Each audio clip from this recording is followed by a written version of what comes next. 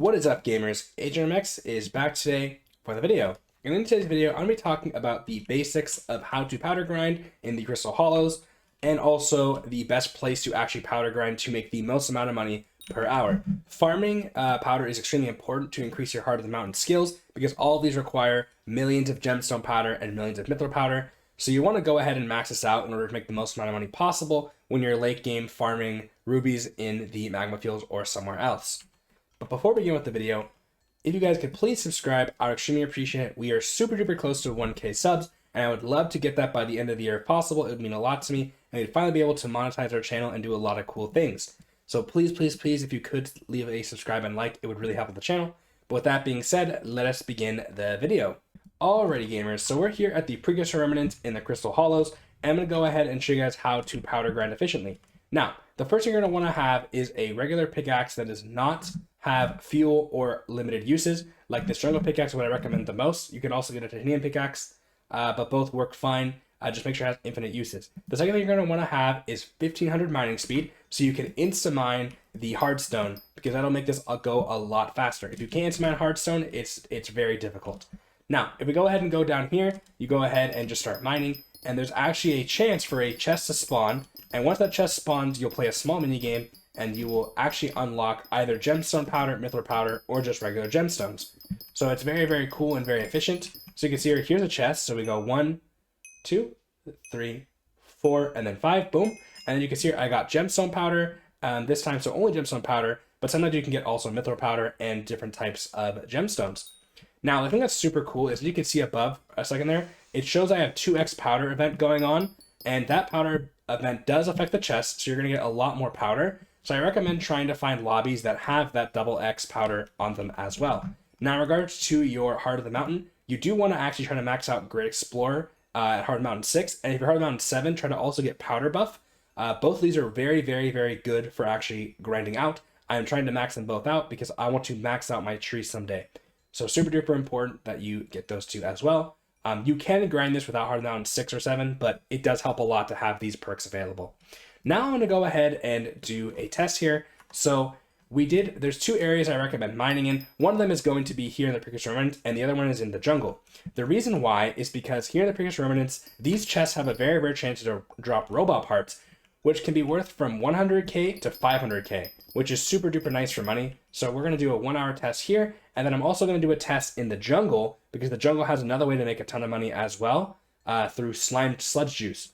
So for this test, we're going to be doing 1 hour. I'm going to go ahead and clear out my inventory. So I'm going to insta sell this, whatever's in here, and I'm going to go ahead and put away this little guy here, this Robotron reflector, and clear out my bank. If you see my bank go up by the end of the hour, it's because I'm insta selling the hardstone that I'm getting periodically. So it might be a little bit higher, but I'll be doing that. So yeah, on with the 1 hour of grinding in the Precursor Remnants.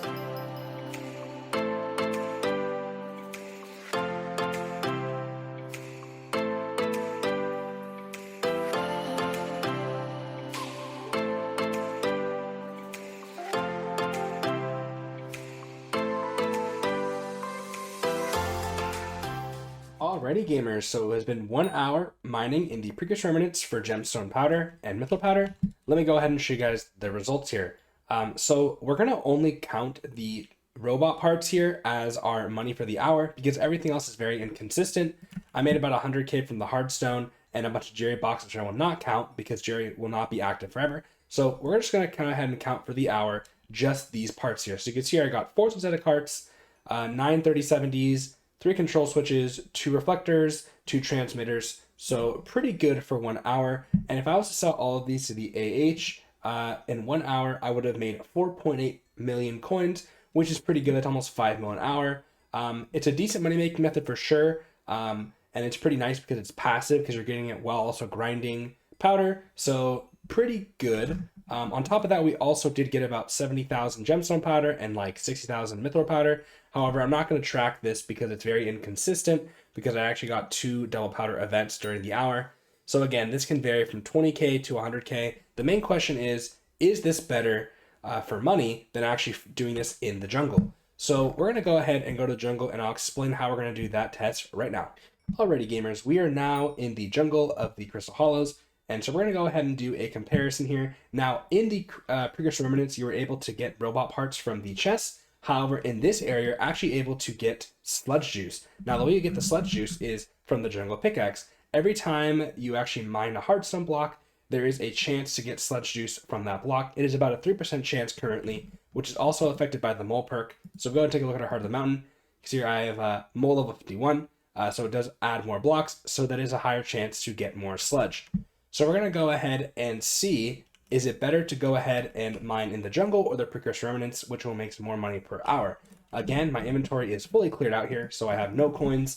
I will clear out my bazaar. I do not have anything to sell. And in 1 hour, I'll show you guys the amount of sludge I get and the total cost it would be to sell.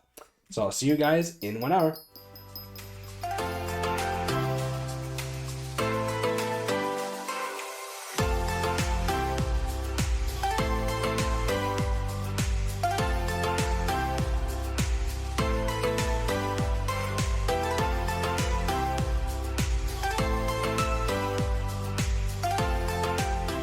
Alrighty guys, so we just finished 1 hour of powder grinding in the jungle, and I'm going to go ahead and show you guys the results. So for the Heart of the Mountain here, our mithril powder is about 100k extra, and gemstone powder was like 90k, which is pretty good overall. That's a good amount of powder. We did get two 2x powder events, so that is something to keep in mind.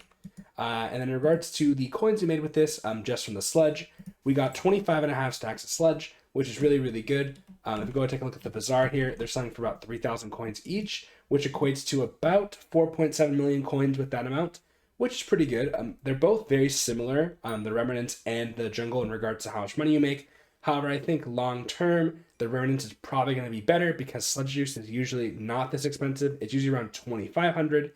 And I think that the robo parts are a little more valuable overall, especially if you get some of the more rare ones like the reflector. So I'm probably from now on going to mine in the Remnants area. But if you see sludge at a high price, you can always mine here as well as a secondary option if this price just skyrockets for whatever reason. But yeah, guys, I hope you guys enjoyed the video. Please like and subscribe. I'll see you guys later. Peace.